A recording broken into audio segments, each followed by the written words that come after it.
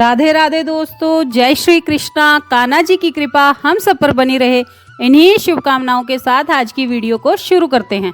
दोस्तों, आप सबका हमारे YouTube चैनल भक्ति में आस्था पर हार्दिक स्वागत है।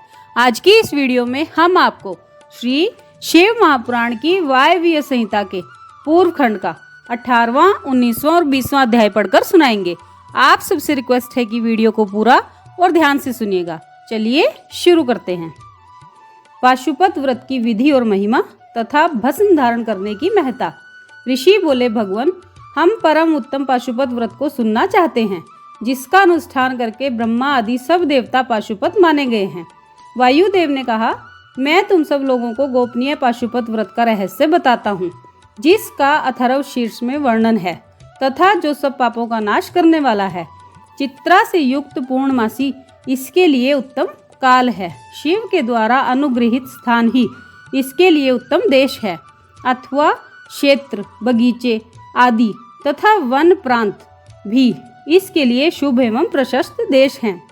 पहले त्रयोदशी को भली भांति स्नान करके नित्य कर्म संपन्न कर ले, फिर अपने आचार्य की आज्ञा लेकर उनका पूजन और नमस्कार करके व्रत के अंग रूप से देवताओं की विशेष पूजा करे। उपासक को स्वयं श्वेत वस्त्र, श्वेत यज्ञोपवीत, श्वेत पुष्प और श्वेत चंदन धारण करना चाहिए। वह कुश के आसन पर बैठकर हाथ में मुट्ठी भर कुश ले पूर्व या उत्तर की ओर मुंह करके 3 प्राणायाम करने के पश्चात भगवान शिव और देवी पार्वती का ध्यान करे। फिर यह संकल्प करे कि मैं शिव शास्त्र में बताई हुई विधि के अनुसार यह पाशुपत व्रत करूंगा। वह जब तक शरीर गिर न जाए तब तक के लिए, अथवा 12, 6 या 3 वर्षों के लिए, अथवा 12, 6, 3 या 1 महीने के लिए, अथवा 12, 6, 3 या 1 दिन के लिए इस व्रत की दीक्षा ले। संकल्प करके विरजा होम के लिए विधिवत अग्नि की स्थापना करके क्रमशः घी, समिधा और चरु से हवन करे। तत्पश्चात तत्वों की शुद्धि के उपदेश से फिर मूल मंत्र के द्वारा उन समिधा आदि सामग्रियों की ही आहुतियाँ दे। उस समय वह बारंबार यह चिंतन करे कि मेरे शरीर में जो ये तत्व हैं सब शुद्ध हो जाएं। उन तत्वों के नाम इस प्रकार हैं: 5 भूत, उनकी 5 तन मात्राएं, 5 ज्ञानेंद्रियां, 5 कर्मेंद्रियां, 5 विषय, त्वचा आदि 7 धातु, प्राण आदि 5 वायु, मन, बुद्धि, अहंकार, प्रकृति, पुरुष, राग, विद्या, कला, नियति, काल, माया, शुद्ध विद्या, महेश्वर, सदाशिव, शक्ति तत्व और शिव तत्व, ये क्रमशः तत्व कहे गए हैं। विरज मंत्रों से आहुति करके होता रजोगुण रहित शुद्ध हो जाता है।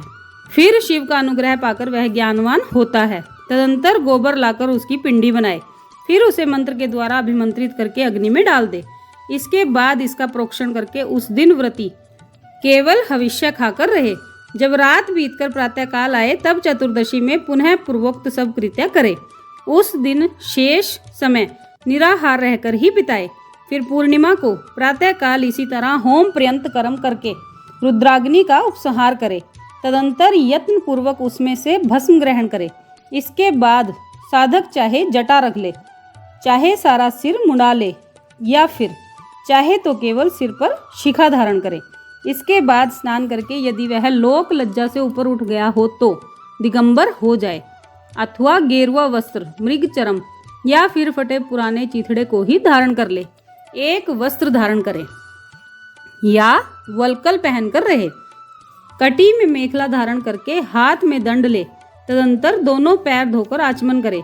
विरजा अग्नि से प्रकट हुए भस्म को एकत्र करके अग्नि रीति भस्म इत्यादि 6 अथर्व वेदीय मंत्रों के द्वारा उसे अपने शरीर में लगाए। मस्तक से लेकर पैर तक सभी अंगों में उसे अच्छी तरह मल दे। इसी क्रम से प्रणव या शिव मंत्र के द्वारा सर्वांग में भस्म रमाकर त्रायुषम इत्यादि मंत्रों से ललाट आदि अंगों में त्रिपुंड की रचना करे। इस प्रकार शिव भाव को प्राप्त हो शिव योग का आचरण करे। तीनों संध्याओं के समय ऐसा ही करना चाहिए। यही पाशुपत व्रत है जो भोग और मोक्ष देने वाला है। यह जीवों के पशु भाव को निवृत्त कर देता है। इस प्रकार पाशुपत व्रत के अनुष्ठान के द्वारा पशुत्व का परित्याग करके लिंग मूर्ति सनातन महादेव जी का पूजन करना चाहिए। यदि वैभव हो तो सोने का अष्टदल कमल बनवाएं। जिसमें 9 प्रकार के रत्न जड़े गए हों। उसमें कर्णिका और केसर भी होने चाहिए। ऐसे कमल को भगवान का आसन बनावें। घना भाव होने पर लाल या सफ़ेद कमल के फूल का आसन अर्पित करें। वह भी ना मिले तो केवल भावना में कमल समर्पित करें। उस कमल की कर्णिका में पीठिका के साथ छोटे से स्फटिक मणि में लिंग की स्थापना करके क्रमशः विधि पूर्वक उसका पूजन करें। उस लिंग का शोधन करके पहले शास्त्रीय विधि के अनुसार उसकी स्थापना कर लेनी चाहिए। फिर आसन दे पंचमुख के प्रकार से मूर्ति की कल्पना करके पंचगव्य आदि से पूर्ण अपने वैभव के अनुसार संग्रहित भरे हुए स्वर्ण निर्मित कलशों से उस मूर्ति को स्नान कराए। फिर सुगंधित द्रव्य कपूर, चंदन और कुमकुम आदि से वेदी सहित भूषण भूषित शिवलिंग का अनुलेपन करके बिल्व पत्र, लाल कमल, श्वेत कमल, नील कमल, अन्य सुगंधित पुष्प, पवित्र एवं उत्तम पत्र तथा दूर्वा और अक्षत आदि विचित्र उपचार चढ़ाकर यथा प्राप्त सामग्रियों के द्वारा महापूजन की विधि से उसमें मूर्ति की अभ्यर्चना करे। फिर धूप, दीप और नैवेद्य निवेदन करे। इस तरह भगवान शिव को उत्तम वस्त्र निवेदन करके अपना कल्याण करे। उस व्रत में विशेषता वे सभी वस्तुएं देनी चाहिए जो अपने को अधिक प्रिय हों, श्रेष्ठ हों और न्यायपूर्वक उपार्जित हुई हों। बिल्व पत्र, उत्पल और कमलों की संख्या 1,000 होनी चाहिए। अन्य पत्रों और फूलों में से प्रत्येक की संख्या 108 होनी चाहिए। इन सामग्रियों में भी बिल्व पत्र को विशेष यत्न पूर्वक जुटाएं, उसे भूल कर भी ना छोड़ें। सोने का बना हुआ एक ही कमल 1 सहस्त्र कमलों से श्रेष्ठ बताया गया है। नील कमल आदि के विषय में भी यही बात है। ये सब बिल्व पत्रों के समान ही महत्व रखते हैं। अन्य पुष्पों के लिए कोई नियम नहीं है, वे जितने मिलें उतने ही चढ़ाने चाहिए। अष्टांग अर्घ्य उत्कृष्ट माना जाता है। धूप और चंदन के विषय में विशेष बात यह है, वामदेव नामक मुख में चंदन, तत्पुरुष नामक मुख में हरिताल और ईशान नामक मुख में भस्म लगानी चाहिए। कोई भस्म की जगह आलेपन का विधान करते हैं। दूसरे प्रकार के धूप का विधान होने से कुछ लोग प्रसिद्ध धूप का निषेध करते हैं। अघोर नामक मुख के लिए श्वेत अगुरु का धूप देना चाहिए। तत्पुरुष नामक मुख के लिए कृष्ण अगुरु के धूप का विधान है। वामदेव के लिए गुग्गल, सदोजात मुख के लिए सुगंधिक तथा ईशान के लिए भी उशीर आदि धूप को विशेष रूप से देना चाहिए। शर्करा, मधु, कपूर, कपिला गाय का घी, चंदन का चूरा तथा अगुरु नामक काष्ठ आदि का चूर्ण, इन सबको मिलाकर जो धूप तैयार किया जाता है उसे सबके लिए सामान्य रूप से उपयोग के योग्य बताया गया है। कपूर की बत्ती और घी के दीपक जलाकर दीपमाला देनी चाहिए। तत्पश्चात प्रत्येक मुख के लिए पृथक पृथक अर्घ्य और आचमन देने का विधान है। प्रथम आवरण में गणेश और कार्तिकेय जी की पूजा करनी चाहिए। उनके साथ ही बाह्य अंगों की भी पूजा आवश्यक है। प्रथम आवरण की पूजा हो जाने पर द्वितीय आवरण में चक्रवर्ती विघ्नेश्वरों का पूजन करना चाहिए। तृतीय आवरण में भव आदि अष्टमूर्तियों की पूजा का विधान है। वहीं महादेव आदि एकादश मूर्तियों का भी पूजन आवश्यक है। चौथे आवरण में सभी गणेश्वर पूजनीय हैं। पंचम आवरण में कमल के बाह्य भाग में क्रमशः 10 दिक्पालों, उनके अस्त्रों और अनुचरों की क्रमशः पूजा करनी चाहिए। वहीं ब्रह्मा जी के मानस पुत्रों की, समस्त ज्योतिर्गणों की, सब देवी देवताओं की, सभी आकाशचारियों की, पातालवासियों की, अखिल मुनीश्वरों की, योगियों की, सब यज्ञों की, 12 सूर्यों की, मातृकाओं की, गणों सहित क्षेत्रपालों की और इस समस्त चराचर जगत की पूजा करनी चाहिए। इन सबको शंकर जी की विभूति मानकर शिव की प्रसन्नता के लिए ही इनका पूजन करना उचित है। इस प्रकार आवरण पूजा के पश्चात परमेश्वर शिव का पूजन करके उन्हें भक्ति पूर्वक घी और व्यंजन सहित मनोहर हविष्य निवेदन करना चाहिए। मुख शुद्धि के लिए आवश्यक उपकरणों सहित तांबूल देकर नाना प्रकार के फूलों से पुनः इष्ट देव का श्रृंगार करें, आरती उतारें। तत्पश्चात पूजन का शेष कृत्य पूर्ण करें। प्याला तथा उपकारक सामग्रियों सहित शैया समर्पित करें। शैया पर चंद्रमा के समान चमकीला हार दें। राजोचित मनोहर वस्तुएं सब प्रकार से संचित करके दें। स्वयं पूजन करें, दूसरों से भी कराए तथा प्रत्येक पूजन में आहुति दे। इसके बाद स्तुति, प्रार्थना और जप करके पंचाक्षरी विद्या को जपे। परिक्रमा और प्रणाम करके अपने आप को समर्पित करे। तदंतर इष्ट देव के सामने ही गुरु और ब्राह्मण की पूजा करे। इसके बाद अर्घ्य और 8 फूल देकर पूजित लिंग या मूर्ति से देवताओं का विसर्जन करे। फिर अग्निदेव का भी विसर्जन करके पूजा समाप्त करें। पूजन के अंत में स्वर्ण में कमल तथा अन्य सब उपकरणों सहित उस शिवलिंग को गुरु के हाथ में दे दे अथवा शिवालय में स्थापित कर दे। गुरुओं, ब्राह्मणों तथा विशेषतः व्रतधारियों की पूजा करके सामर्थ्य हो तो भक्त ब्राह्मणों तथा दीनों और अनाथों को भी संतुष्ट करे। स्वयं उपवास में असमर्थ होने पर फल मूल खाकर या दूध पीकर रहे अथवा भिक्षान भोजी हो या एक समय भोजन करे। रात को प्रतिदिन परिमित भोजन करे और पवित्र भाव से भूमि पर ही सोए। भस्म पर, तृण पर अथवा चीर या मृग चरम पर शयन करे। प्रतिदिन ब्रह्मचर्य का पालन करते हुए इस व्रत का अनुष्ठान करे।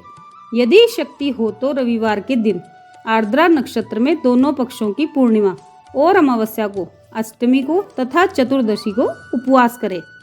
मन, वाणी और क्रिया के द्वारा संपूर्ण प्रयत्न से पाखंडी, पतित, रजस्वला स्त्री, सूतक में पड़े हुए लोग तथा अंतयज आदि के संपर्क का त्याग करे। निरंतर क्षमा, दान, दया, सत्य भाषण और अहिंसा में तत्पर रहे। संतुष्ट और शांत रहकर जप और ध्यान में लगा रहे। तीनों काल स्नान करे अथवा भस्म स्नान कर ले। मन, वाणी और क्रिया के द्वारा विशेष पूजा किया करे। इस विषय में अधिक कहने से क्या लाभ। व्रतधारी पुरुष कभी अशुद्ध आचरण ना करे। प्रमादवश यदि वैसा आचरण बन जाए तो उसके गुरु लाघव का विचार करके उसके दोष का निवारण करने के लिए पूजा, होम और जप आदि के द्वारा उचित प्रायश्चित करे। व्रत की समाप्ति पर्यंत भूलकर भी अशुभ आचरण ना करे। संपत्ति हो तो उसके अनुसार गोदान, वृष उत्सर्ग और पूजन करे। भक्त पुरुष निष्काम भाव से शिव की प्रीति के लिए ही सब कुछ करे। यह संक्षेप से इस व्रत की सामान्य विधि कही गई है। अब शास्त्र के अनुसार प्रत्येक मास में जो विशेष कृत्य है उसे बताता हूँ, ध्यान पूर्वक सुनो। वैशाख मास में हीरे के बने हुए शिवलिंग का पूजन करना चाहिए। जेठ के महीने में मरकत मणि में शिवलिंग की पूजा उचित है। आषाढ़ मास में मोती के बने हुए शिवलिंग को पूजनीय समझें। श्रावण मास में नीलम का बना हुआ शिवलिंग पूजन के योग्य होता है। भाद्रपद मास में पूजन के लिए पद्म राग मणि में शिवलिंग को उत्तम माना गया है। अश्विन मास में गोमेद मणि के बने हुए लिंग को उत्तम समझें। कार्तिक मास में मूंगे के और मार्गशीर्ष मास में वैदुर्य मणि के बने हुए लिंग की पूजा का विधान है। पौष मास में पुष्पराग अर्थात पुखराज मणि के तथा माघ के महीने में सूर्यकांत मणि के लिंग का पूजन करना चाहिए। फाल्गुन मास में चंद्रकांत मणि के और चैत के महीने में सूर्यकांत मणि के बने हुए लिंग के पूजन की विधि है। अथवा रत्नों के न मिलने पर सभी मासों में स्वर्ण में लिंग का ही पूजन करना चाहिए। सुवर्ण के भी अभाव में चांदी, तांबे, पत्थर, मिट्टी, लोहे या फिर और किसी वस्तु का जो भी सुलभ हो लिंग बना लेना चाहिए। अथवा अपनी रुचि के अनुसार सर्व गंध में लिंग का निर्माण करें। व्रत की समाप्ति के समय नित्य कर्म पूर्ण करके पूर्ववत विशेष पूजा और हवन करने के पश्चात आचार्य का तथा विशेषतः व्रती ब्राह्मण का पूजन करें। फिर आचार्य की आज्ञा ले पूर्व या उत्तर की ओर मुंह करके कुशासन पर बैठ जाए। हाथ में कुश ले प्राणायाम करके शाम सदाशिव का ध्यान करते हुए यथाशक्ति मूल मंत्र का जप करे। फिर पूर्ववत आज्ञा ले हाथ जोड़ नमस्कार करके कहे, भगवान अब मैं आपकी आज्ञा से इस व्रत का उत्सर्ग करता हूँ। ऐसा कह शिवलिंग के मूल भाग में उत्तर दिशा की ओर कुशों का त्याग करे। तदंतर दंड, चीर, जटा और मेखला को भी त्याग दे। इसके बाद फिर विधि पूर्वक आचमन करके पंचाक्षर मंत्र का जप करे। जो आत्यंतिक दीक्षा ग्रहण करके अपने शरीर का अंत होने तक शांत भाव से इस व्रत का अनुष्ठान करता है वह नैष्ठिक व्रती कहा गया है। उसे सब आश्रमों से ऊपर उठा हुआ महापाशुपत जानना चाहिए। वही तपस्वी पुरुषों में श्रेष्ठ है और वही महान व्रतधारी है। जो 12 दिनों तक प्रतिदिन विधि पूर्वक इस व्रत का अनुष्ठान करता है वह भी नैष्ठिक के ही तुल्य है, क्योंकि उसने तीव्र व्रत का आश्रय लिया है। जो अपने शरीर में घी लगाकर व्रत के सभी नियमों के पालन में तत्पर हो, 2-3 दिन या फिर 1 दिन भी इस व्रत का अनुष्ठान कर लेता है वह भी कोई नैष्ठिक ही होता है। जो निष्काम होकर अपना परम कर्तव्य मानकर अपने आप को शिव के चरणों में समर्पित करके इस उत्तम व्रत का सदा अनुष्ठान करता है उसके समान कहीं कोई भी नहीं है। विद्वान ब्राह्मण भस्म लगाकर महापातक जनित अत्यंत दारुण पापों से भी तत्काल छूट जाता है, इसमें कोई संशय नहीं है। रुद्राग्नि का जो सबसे उत्तम बल है वही भस्म कहा गया है। अतः जो सभी समयों में भस्म लगाए रहता है वह वीर्यवान माना गया है। अर्थात बलशाली माना गया है। भस्म में निष्ठा रखने वाले पुरुष के सारे दोष उस भस्म अग्नि के संयोग से दग्ध होकर नष्ट हो जाते हैं। जिसका शरीर भस्म स्नान से विशुद्ध है वह भस्मनिष्ठ कहा गया है। जिसके सारे अंगों में भस्म लगा हुआ है, जो भस्म से प्रकाशमान है, जिसने भस्म में त्रिपुंड लगा रखा है और जो भस्म से स्नान करता है, वह भस्मनिष्ठ माना गया है। भूत प्रेत पिशाच तथा अत्यंत दुस्सह रोग भी भस्मनिष्ठ के निकट से दूर भागते हैं, इसमें संशय नहीं है। वह शरीर को भासित करता है, इसलिए भासित कहा गया है, तथा पापों का भक्षण करने के कारण उसका नाम भस्म है। भूति अर्थात ऐश्वर्य कारक होने से उसे भूति या विभूति भी कहते हैं। विभूति रक्षा करने वाली होती है, अतः उसका एक नाम रक्षा भी है। भस्म के महात्म्य को लेकर यहाँ और क्या कहा जाए। भस्म से स्नान करने वाला व्रती पुरुष साक्षात महेश्वर देव कहा गया है। यह परमेश्वर रुद्राग्नि संबंधी भस्म शिव भक्तों के लिए बड़ा भारी अस्त्र है, क्योंकि उसने धौम्य मुनि के बड़े भाई उपमन्यु के तप में आई हुई आपत्तियों का निवारण किया था। इसलिए सर्वथा प्रयत्न करके पाशुपत व्रत का अनुष्ठान करने के पश्चात हवन संबंधी भस्म का धन के समान संग्रह करके सदा भस्म स्नान में तत्पर रहना चाहिए। ये था 18वां अध्याय। अब 19वां अध्याय सुनिए। बालक उपमन्यु को दूध के लिए दुखी देख माता का उसे शिव की आराधना के लिए प्रेरित करना तथा उपमन्यु की तीव्र तपस्या। ऋषियों ने पूछा, प्रभो, धौम्य के बड़े भाई उपमन्यु जब छोटे बालक थे तब उन्होंने दूध के लिए तपस्या की थी और भगवान शिव ने प्रसन्न होकर उन्हें क्षीर सागर प्रदान किया था, परंतु शैशवावस्था में उन्हें शिव शास्त्र के प्रवचन की शक्ति कैसे प्राप्त हुई अथवा वे कैसे शिव के सत्य स्वरूप को जानकर तपस्या में निरत हुए। तपश्चरण के पर्व में उन्हें भस्म के विज्ञान की प्राप्ति कैसे हुई, जिससे जो रुद्राग्नि का उत्तम वीर्य है उस आत्मरक्षक भस्म को उन्होंने कैसे प्राप्त किया। वायुदेव ने कहा, मैं ऋषियों, जिन्होंने वह तप किया था वे उपमन्यु कोई साधारण बालक नहीं थे, परम बुद्धिमान मुनिवर व्याघ्रपाद के पुत्र थे। उन्हें जन्मांतर में ही सिद्धि प्राप्त हो चुकी थी, परंतु किसी कारणवश वे अपने पद से च्युत हो गए, अर्थात योग भ्रष्ट हो गए। अतः भाग्यवश जन्म लेकर वे मुनि कुमार हुए। एक समय की बात है, अपने मामा के आश्रम में उन्हें पीने के लिए बहुत थोड़ा दूध मिला। उनके मामा का बेटा अपनी इच्छा के अनुसार गरम गरम उत्तम दूध पीकर उनके सामने खड़ा था। मातुल पुत्र को इस अवस्था में देखकर व्याघ्रपाद कुमार उपमन्यु के मन में ईर्ष्या हुई और वे अपनी माँ के पास जाकर बड़े प्रेम से बोले, माता महाभागे तपस्विनी, मुझे अत्यंत स्वादिष्ट गरम गरम गाय का दूध पीने को दो, मैं थोड़ा सा नहीं पीऊंगा।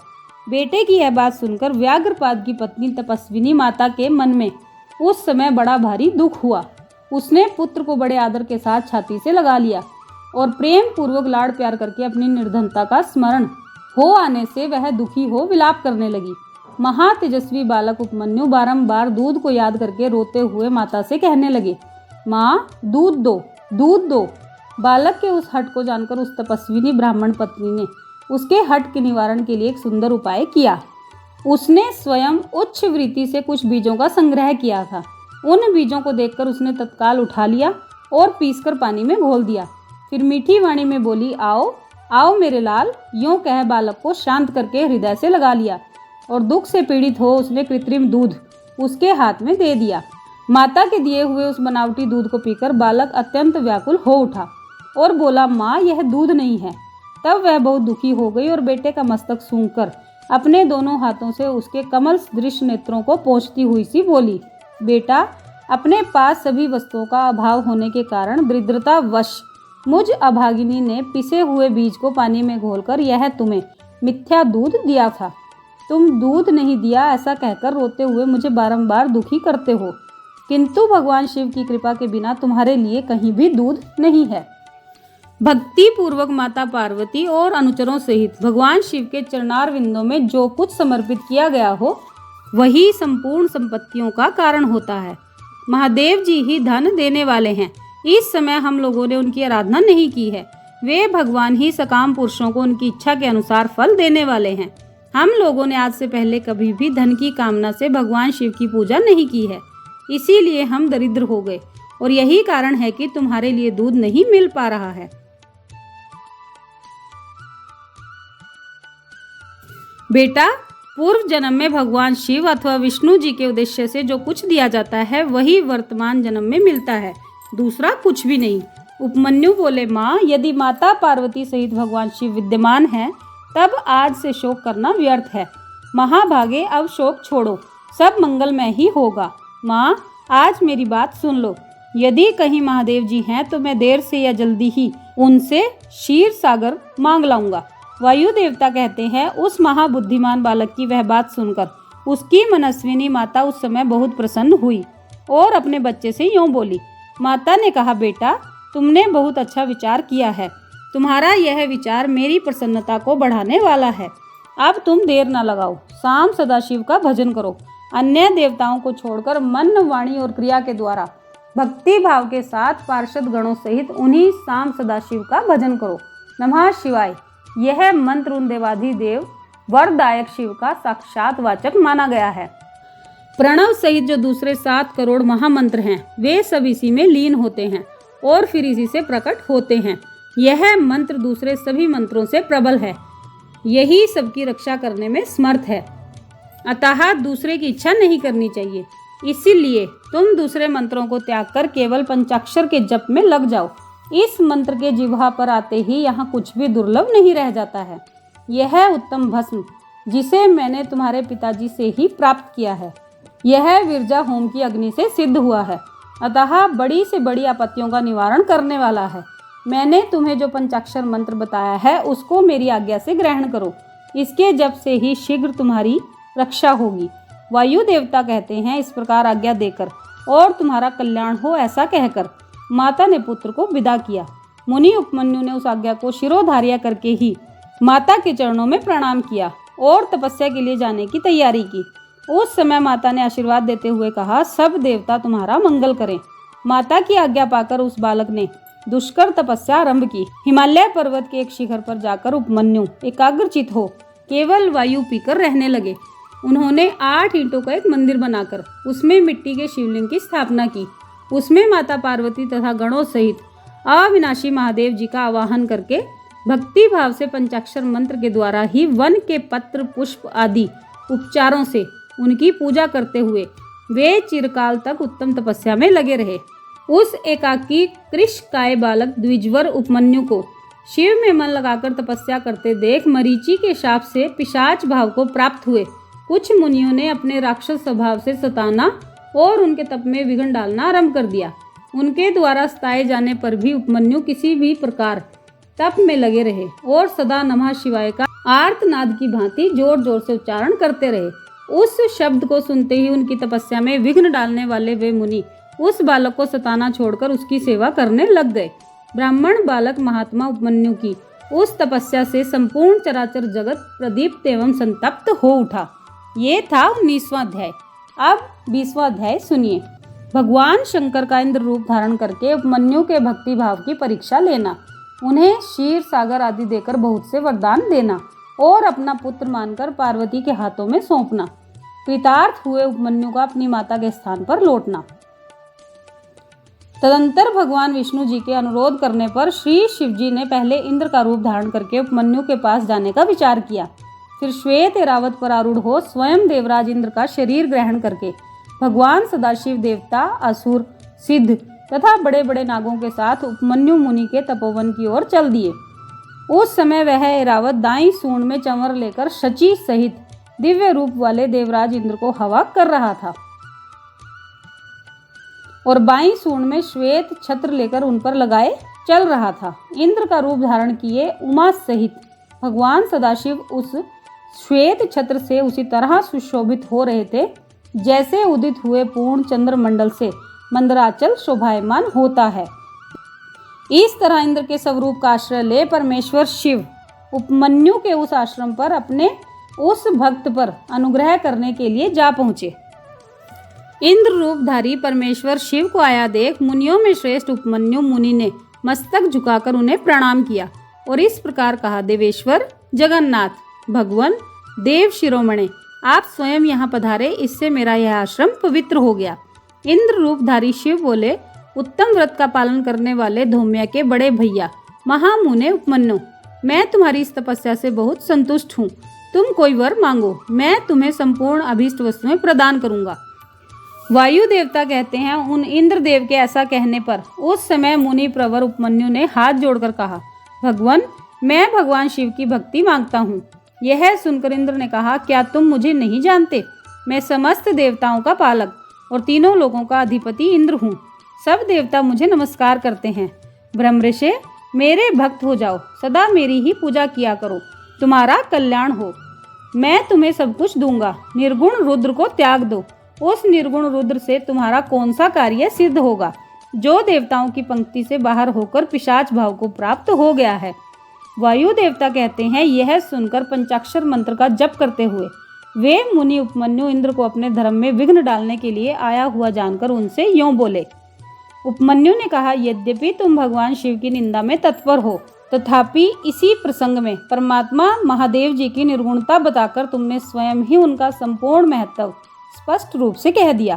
तुम नहीं जानते कि भगवान रुद्र संपूर्ण देवेश्वरों के भी ईश्वर हैं, ब्रह्मा विष्णु और महेश के भी जनक हैं तथा प्रकृति से परे है। ब्रह्मवादी लोग उन्हीं को सत्य असत, व्यक्त अव्यक्त तथा नित्य एक और अनेक कहते हैं। अतः मैं उन्हीं से वर मांगूंगा जो युक्तिवाद से परे तथा सांख्य और योग के सारभूत अर्थ का ज्ञान प्रदान करने वाले हैं। तत्व ज्ञानी पुरुष उत्कृष्ट जानकर जिनकी उपासना करते हैं, उन भगवान शिव से ही मैं वर मांगूंगा। देवाधम, दूध के लिए जो मेरी इच्छा है वह यूं ही रह जाए, परंतु शिवास्त्र के द्वारा तुम्हारा वध करके मैं अपने शरीर को भी त्याग दूंगा। वायु देवता कहते हैं, ऐसा कहकर स्वयं मर जाने का निश्चय करके उपमन्यु दूध की भी इच्छा छोड़कर इंद्र का वध करने के लिए उद्यत हो गए। उस समय अघोर अस्त्र से अभिमंत्रित घोर भस्म को लेकर मुनि ने इंद्र के उद्देश्य से छोड़ दिया और बड़े जोर से सिंहनाद किया। फिर शंभु के युगल चरणार विंदों का चिंतन करते हुए वे अपनी देह को दग्ध करने के लिए उद्यत हो गए और आग्नेयी धारणा धारण करके स्थित हुए। ब्राह्मण उपमन्यु जब इस प्रकार स्थित हुए, तब भग देवता के नेत्र का नाश करने वाले भगवान शिव ने योगी उपमन्यु की उस धारणा को अपनी सौम्य दृष्टि से रोक दिया। उनके छोड़े हुए उस अघोरास्त्र को नंदीश्वर की आज्ञा से शिव वल्लभ नंदी ने बीच में ही पकड़ लिया। तत्पश्चात परमेश्वर भगवान शिव ने अपने बालेंदु शेखर रूप को धारण कर लिया और ब्राह्मण उपमन्यु को उसे दिखाया। इतना ही नहीं, उन प्रभु ने उस मुनि को सहस्त्रों क्षीर सागर, सुधा सागर, दधि आदि के सागर, घृत के समुद्र, फल संबंधी रस के समुद्र तथा भक्ष्य भोज्य पदार्थों के समुद्र का दर्शन कराया और पुओं का पहाड़ खड़ा करके दिखा दिया। इसी तरह देवी पार्वती के साथ महादेव जी वहां वृषभ पर आरूढ़ दिखाई दिए। वे अपने गणाध्यक्षों तथा त्रिशूल आदि दिव्य अस्त्रों से घिरे हुए थे। देवलोक में दुंदुभियां बजने लगी, आकाश से फूलों की वर्षा होने लगी तथा विष्णु, ब्रह्मा और इंद्र आदि देवताओं से दसों दिशाएं आच्छादित हो गईं। उस समय उपमन्यु आनंद सागर की लहरों से घिरे हुए थे। वे भक्ति विनम्र चित्त से पृथ्वी पर दंड की भांति पड़ गए। इसी समय वहां मुस्कुराते हुए भगवान शिव ने यहाँ आओ कहकर उन्हें बुलाया और उनका मस्तक सूंघकर अनेक वर दिए। शिव बोले, वत्स, तुम अपने भाई बंधुओं के साथ सदा इच्छा अनुसार भक्ष्य भोज्य पदार्थों का उपभोग करो, दुख से छूटकर सर्वदा सुखी रहो, तुम्हारे हृदय में मेरे प्रति भक्ति सदा बनी रहे। महाभाग उपमन्यु, ये पार्वती देवी तुम्हारी माता हैं। आज मैंने तुम्हें अपना पुत्र बना लिया और तुम्हारे लिए क्षीर सागर प्रदान किया है। केवल दूध का ही नहीं, मधु, दही, अन्न, घी, भात तथा फल आदि के रस का भी समुद्र तुम्हें दे दिया। ये पुओं के पहाड़ तथा भक्ष्य भोज्य पदार्थों के सागर मैंने तुम्हें समर्पित किए। महामुने, ये सब ग्रहण करो। आज से मैं महादेव तुम्हारा पिता हूँ और जगदम्बा उमा तुम्हारी माता है। मैंने तुम्हें अमरतव तथा गणपति का सनातन पद प्रदान किया है। अब तुम्हारे मन में जो दूसरी दूसरी अभिलाषाएं हों, उन सबको तुम बड़ी प्रसन्नता के साथ वर के रूप में मांग लो। मैं संतुष्ट हूँ, इसलिए वह सब कुछ तुम्हें दे दूंगा। इस विषय में कोई अन्यथा विचार नहीं करना चाहिए। वायुदेव कहते हैं, ऐसा कहकर महादेव जी ने उन्हें दोनों हाथों से पकड़कर हृदय से लगा लिया और मस्तक सूंघकर यह कहते हुए देवी की गोद में दे दिया कि यह तुम्हारा पुत्र है। देवी ने कार्तिकेय की भांति प्रेम पूर्वक उनके मस्तक पर अपना कर कमल रखा और उन्हें अविनाशी कुमार पद प्रदान किया। क्षीर सागर ने भी साकार रूप धारण करके उनके हाथ में अनश्वर पिंडीभूत स्वादिष्ट दूध समर्पित किया। तत्पश्चात पार्वती देवी ने संतुष्ट चित्त हो उन्हें योग जनित ऐश्वर्य, सदा संतोष, अविनाशिनी ब्रह्म विद्या और उत्तम समृद्धि प्रदान की। तदंतर उनके तपों में तेज को देखकर प्रसन्नचित हुए शंभु ने उपमन्यु मुनि को पुनः दिव्य वरदान दिया। पाशुपत व्रत, पाशुपत ज्ञान, तात्विक व्रत योग तथा चिरकाल तक उसके प्रवचन की परम पटुता उन्हें प्रदान की। भगवान शिव और शिवा से दिव्य वर तथा नित्य कुमारता पाकर वे प्रमुदित हो उठे। इसके बाद प्रसन्नचित हो प्रणाम करके हाथ जोड़ ब्राह्मण उपमन्यु ने देव देव महेश्वर से यह वर मांगा। उपमन्यु बोले, देव देवेश्वर प्रसन्न होइए, परमेश्वर प्रसन्न होइए और मुझे अपनी भक्ति दीजिए। प्रसन्न होइए और मुझे अपनी परम दिव्य एवं अव्यभिचारिणी भक्ति प्रदान कीजिए। महादेव, मेरे जो अपने सगे संबंधी हैं उनमें मेरी सदा श्रद्धा बनी रहने का वर दीजिए। साथ ही अपना दास्तव, उत्कृष्ट स्नेह और नित्य सामीप्य मुझे प्रदान कीजिए।